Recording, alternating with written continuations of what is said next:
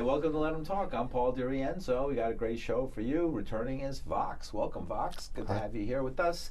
And I guess we're here to talk politics. There's plenty of things to talk about. And I know last couple of times you were on twice before, and we talked about. We didn't talk about Trump. He wasn't really on the agenda yet or on the radar, but we definitely were talking about.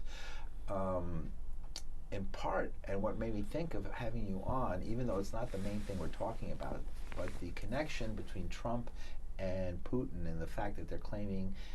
Now, I know people at RT, right? We know people at RT, Russian television, who have told me straight up and have made many posts to the effect that, what are you out of your mind? The president of Russia is like releasing to WikiLeaks tapes of or copies of emails by Hillary Clinton. That is ridiculous. Has that been proven that it was the Russian? No, it was never proven. Well, yeah. They're claiming that, again, it's all like, this person knew this person, knew that person, the usual American style of guilt by association that goes back to the days of Dalton Trumbo and the Hollywood 10. Who you associate with, who you hang out with, who you're known to be with, and then, there's a thing in the United States called the Constitution. Remember? That guy at the convention was holding up a copy of it, right? And saying, "Have you read this, Mr. Trump?" In the Constitution, it says you can't. Somebody's innocent until proven guilty, and so if there's no evidence or proof, then it didn't happen. Yeah. And that's, in my opinion, it should be that way. There's no proof. And also, it seems very convenient to claim that a foreign power is meddling in the election, when in fact, what's released are emails that show an undemocratic event happening in the United States election. Exactly. I mean, all of a sudden we're talking about whether or not Putin released files. Well, it's just a distraction, basically. To the WikiLeaks and not what the files said. Exactly. That's what they.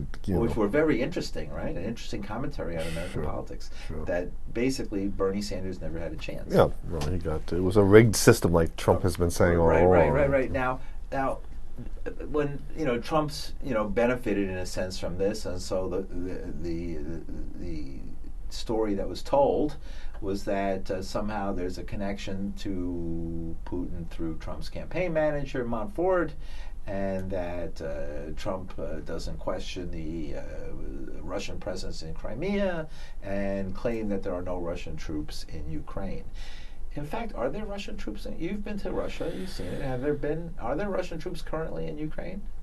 In Ukraine or Crimea? Well, in Crimea we know. In the Ukraine, outside of Crimea, and of course, people from Ukraine not regular Russian troops, no. But there are these rebels that are in the east that are have their loyalties to Russia. And some reports are saying that they've found Russian regular troops in plain clothes. So I wouldn't put it past that would be, but I don't have any evidence to suggest. Now we separated Crimea from Ukraine. Is Crimea part of Ukraine or not? No, it's Russia. Opinion? And why not? In your opinion? Well, because it was annexed by Catherine the Great sometime 2 years prior to our own revolution, 1776. It was like 1774, I think. It was annexed by them, and at the time it was mostly these Tatars there, and it's been Russian since 1774, I guess, yeah. And then the only reason why there's been a recent claim that it's Ukraine is because Nikita Khrushchev, as a gift, as a gesture of goodwill or something, said, well, since that Russian land there, the Crimea, is so close to your country, we'll give it to you. And this was at a time when Ukraine was within the Soviet sphere of influence, right? Well, now that we've wrested it free from Soviet influence, Russia is Indian giving that little piece of real estate back, and I don't blame them. They want it back. If you're going to not be part of our well, it's not the Russia; it's the people that live there. It was something like 94 or 92% of the people voted in that referendum to go with Russia. But so whenever the people have a referendum and vote, and it's not a vote that the State Department and the CIA likes, they go, oh, foul, foul, foul. But I was always told that Russian elections are just exercises in No. ideological patriotism. Well, sometimes they're legitimate. It tells me how is that different from any other election in, Yeah, in any country I mean, in history, said, right? said, said the guy living in the country that the Russian secret police in Crimea saying we're going to get you if you don't vote for it. I don't think so. I think they actually did vote for it. Right? Nobody can say no. that. Right? Well, it's the if you just look at the numbers of people, the percentage of people, it's something like again, it follows this percentage. It's something like 92% Russian, and then you have like something like 7 or 8% Tartar. So, Vox, in your opinion, is as some people are, as I see on HuffPost, even in the New York Times, these insinuations, sometimes more than insinuations, that Trump is like the Manchurian candidate, an agent of Russian power in the United States. He was Russia is manipulating American elections by putting one of its agents into the election. I don't believe it. I mean, I don't see. I think Donald Trump's own ambition could probably explain why he's there. I mean, he's been doing this for. This is not the first election he's joined in on. So, I mean, are they saying that the Russians were behind Trump since day one? I don't know. Well, it's interesting to me because what does that mean? Does it mean that is Trump a? Well, let me put it this way. Is Trump a true advocate of Russian rights? I mean, is he somebody Russia should get behind? Is he their guy, even if it isn't as an agent or Manchurian candidate? Are his views, and why do they fall so much in line, it seems, with Russian aims or views? Well, first of all, Trump has been saying all along that part of his political outlook is that much of these conflicts that we have throughout the world are not, in fact, real conflicts based on ideological differences between the nations, and that they're based on that somebody owes the military-industrial complex or the Israeli lobby or both a favor, and these wars are basically ways to make a lot of money. Okay, and that's been a part of Trump's thing all along, and he doesn't see, if you look at Putin's outward behavior, there's nothing that suggests that there's a particularly imperialistic behavior on behalf of Putin. Russia doesn't have any wars anywhere. We have Syria supporting. Well, he's been asked, but that's not a Russian war. Right. Russia's been asked by the sovereign government there to assist, and they're doing so. But the United States was asked by the South Vietnamese government to defend them as well. Right. There's a difference. You're saying that's a different situation. I don't know about the legitimacy of the South Vietnamese government who asked the United States for help. I don't know about how. It was an imperialist puppet regime. Yeah, basically. so it was a Catholic regime in a Buddhist country, right, supported by the West and pro-French. There you go. So, right, and no legitimacy whatsoever. Assad is the legitimate. He's the legitimate leader of those people, and he goes back a ways. And the people, again, his father was leader before him. Yeah, and we have a situation where the numbers are looking good for Assad, and this is backed up by independent observers. So his election numbers, the people in Syria actually, again, it's very, very high, something like around the 90, around there, percent. Right. Genuinely are voting for Assad. He's doing better than Lincoln did in the Civil War. He's doing better than every single American politician's doing, and we're saying he's the bad guy. Right. Well, we've used Abraham Lincoln as sort of the gold standard. The gold standard. Right? Having an election in 1864 in the middle of the Civil War, the United States had an allegedly free election, and the president could have lost. Right. It would have been unusual in 1864, but he didn't. He pulled it off. Right. Well, the thing about Assad in Syria is that his numbers didn't start out like that. You see, probably most people in most countries don't like, if you ask them, do you like your government? Most people in most countries say, no, that's terrible. I want to get rid of it. So it's not unusual for the people of Syria, if you had asked them prior to this so-called civil war, it's not a civil war, it's a provocation by the United States covert forces. But if you asked them prior to that, would you like to see a different kind of government? They would have said yes, a majority of them, okay? But after they saw the CIA's, plan for the region, let's say, because they're not stupid. Everybody knows that. What is the plan? If you see a plan, please inform me. Well, I'm still looking for the plan. Yeah, the importation ISIS is going crazy. Yeah, we have Libya divide and has conquer, collapsed, order out of chaos. That's the plan. Divide and conquer. Order out of chaos. And divide and conquer. That's keep all the large countries from forming. I mean, you just have to go to Wikipedia. It's funny if you go to Wikipedia, United States foreign policy, the first line.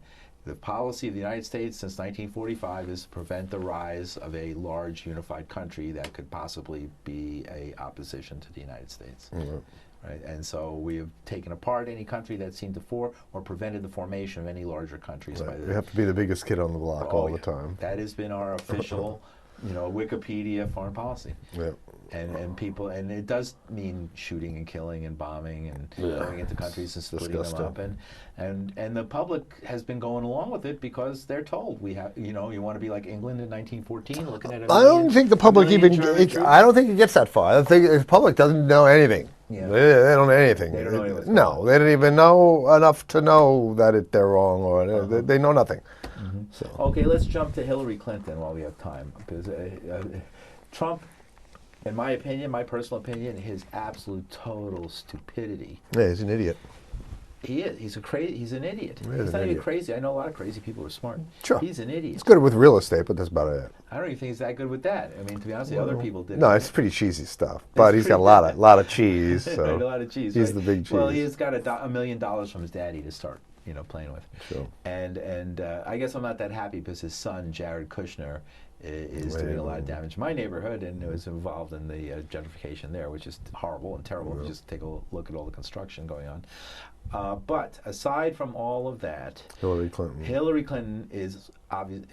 Whatever you say about Hillary Clinton, nobody could say that she was stupid. She's not a stupid woman. Well, yeah, but look, when I tally up,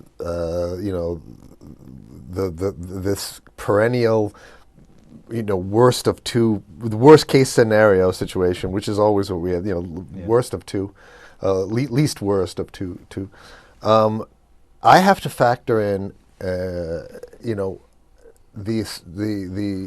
suffering and death of people throughout the world, and my conclusion is: give me a bigot, a somewhat crazy, stupid bigot, any day, over a seasoned, calculating, cold-blooded war criminal like Hillary Clinton. You'd rather see Trump than Hillary?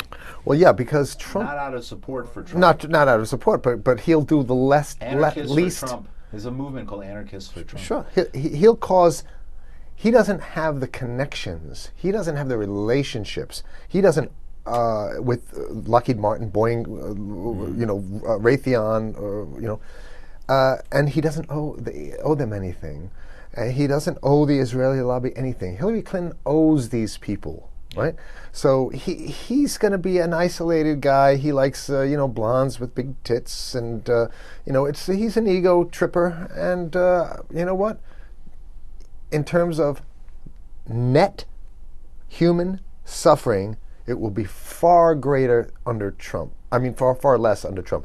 We'll have street fighting. We'll have like a resurgence of like street-level thuggish fascism. Cops will be emboldened here in the United States, sadly enough, because they have that asshole Rudolph Giuliani being the Homeland Security chief. So you feel safer? No, it'll be a terrible. WINS asked you, "Do you feel safe?" And I said, "No." No, it'll be all awful. these cops standing around with machine guns. It'll be a full-on. It'll be Nazi Giuliani's police state that he always wanted. So that's the only reason why I would maybe possibly consider just not going to the voting booth either way that day. But certainly I will never in my life press a button for Hillary Clinton because we know what she is. She's a Doesn't matter. shill. She's the first woman. I mean, a lot of No, people she's I a know shill. are proud of it. The effect on children is amazing. On girls to have that sort of role model will be What, a lying shill for the rich? I'm sorry. I'm just being the devil's advocate. Yeah, I mean, Hillary Clinton as the first, I think that's a terrible first female, that's a terrible role model because she's a killer. She's not a very nice. We could go through the list. So you're not just talking about Benghazi. No, I'm talking about. I'm talking about. Although her and Obama did destroy Libya for no reason. Of course, and they'll do it to. And we had a program about that. I had a person on that talking about that. She within 4 months of taking office, she'll have her no-fly zone over Syria. No-fly zone, of course, is just a euphemism for total destruction, total war, destruction and assassination of the leader. That's what no-fly zone means. They don't call it war anymore. They call it peacekeeping mission, or they call it humanitarian bombing, like or in something. Serbia when the cruise missiles were crashing one after another. Yeah, this is humanitarian bombing. Cruise missiles. Of course, that's how they trick the How would population. Russia, in your opinion, as someone who's been to Russia and has followed the politics there, respond, in your humble opinion, to a sort of heavy-handed approach that the Clintons are famous for? You have to be more specific. You're talking about in say, for example, Syria. It'll shoot. Zone like it'll turn it out into a full. Iraq. Yeah, it'll in a evolve. Country where Russia considers they have every right to fly their jets. Oh yeah, it'll turn into a full-blown proxy war, with Russia supplying arms to the Assad. Will the U.S. support? Well, the terror. Yeah, exactly. You're saying the U.S. will moderate terrorists. The U.S. will support under Clinton. You feel that the U.S. would support ISIS against Assad in Syria? Of course, they want total chaos in the region because. How will they explain that to America? They don't have to. America doesn't ask any questions. Right. Well, I saw some angry people. Where? On television, anyway. Maybe you're right. A few. Most people. I've been on TV too long. I believe it. Yeah, no, there's not a lot of people. They don't know anything about Syria. They don't know where it is on a map. That's true. They can't find it on a map. Well, that's typical of America, but it's also typical of any very large country where there's a insular group of the population that lives far from coasts and doesn't really have much connection with what's going on in other countries or any other country. That could change fast. I mean, people learned about Vietnam fast enough when there was 500,000 troops there, right, bringing back stories about it. Right. It's going to be ugly. And marijuana and heroin. Yeah. It'll be ugly if Clinton takes over, and I think that the people in Syria will be devastated. People in Iraq may be devastated. So a lot of people's lives will be lost. A lot of women and children will be killed. A lot of wedding parties bombed. The usual. What is the U.S. Why is it so important to get Assad out of there and just replace him with another gangster? Because it's the U.S. sees it as the gateway to Iran, and also that they want to lock down hegemony in the region because they see this region as the gateway to the central strategic thrust of the planet Earth, which is the Eurasian landmass. Mm-hmm. And they see that, according to this very old plan, this old British plan from 1904, Halford McIntyre, a British Geographic Society, called the geostrategic pivot of the Earth. Mm-hmm. And in this plan, in this analysis, Eurasia, he called it the heartland of the planet. Whoever controls the heartland controls the whole thing. And because the reason why is because there's just not enough natural resources anywhere else but this heartland. So the United States, North America just doesn't have the stuff in order to maintain global oil and oil and minerals in order to maintain global hegemony. So. And the pivot zone, the pivot, the entry, the front door into this heartland is the Middle East, the Caucasus, and stuff like that. That's an old plan.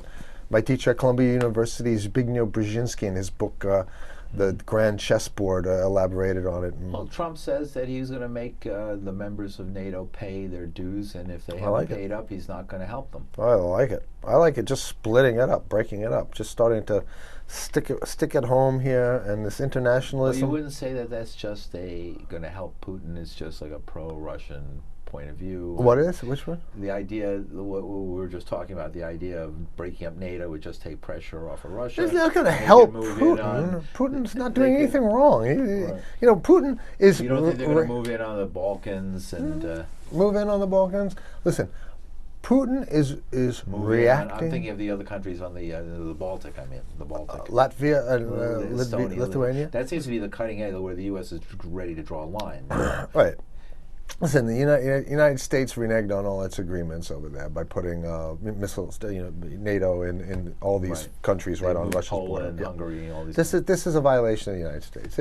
It's tantamount to Russians putting missiles in like Mexico. Like if Mexico gets pissed off at us one day, like they are under a Trump regime, maybe, and then saying, okay, now we got Russian missiles here. We wouldn't stand for that. And it's the same thing having the United States having NATO in Ukraine, right on their border. This Ukraine was the first cities of. This was the beginning of Russia. Kiev is the first city of Russia. This is Russian. You're saying Ukraine is Russia. Yeah. But obviously the western half tends to want to split off and join the Western economic system. And the eastern half seems to think that selling their coal and oil to well, Russia also they're outnumbered in terms of Russian language speaking.